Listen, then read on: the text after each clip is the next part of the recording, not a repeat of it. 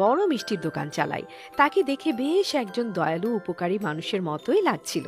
সে তখন ক্যারোলাইনকে একটা প্রস্তাব দেয়। সে বলে ক্যারোলাইন যদি কোনো রকম বাচ্চাটির জন্ম দিয়ে ফেলতে পারে তাহলে সে তার জন্য একটা ধনী পরিবারে দত্তকের ব্যবস্থা করে দেবে। ক্যারোলাইন এতে রাজি হয়ে যায়। পরে অনেক কষ্ট করে সে একটা ফুটফুটে সন্তানের জন্ম দিয়ে তাকে ডগমারের হাতে তুলে দেয়।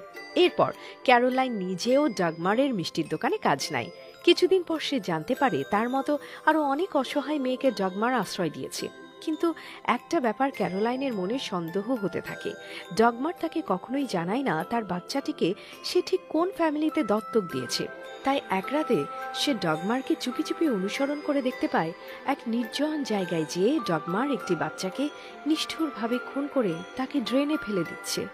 নিজের চোখে এই বীভৎস দৃশ্য দেখে ক্যারোলাইন আর নিজেকে সামলাতে পারে না।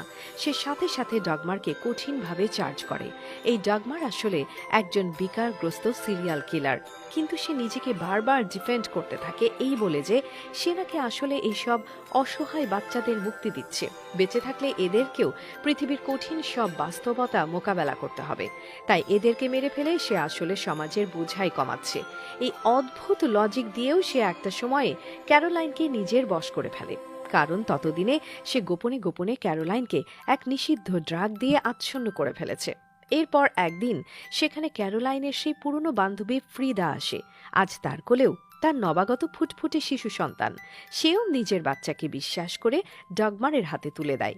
এই পর্যায়ে ক্যারোলাইন আর নিজেকে সামলাতে না পেরে ছাদ থেকে লাফ দিয়ে নিজেকে শেষ করে দিতে চায়, কিন্তু হয়তো বিধাতার অদৃশ্য ছোঁয়াতেই সে বেঁচে যায়।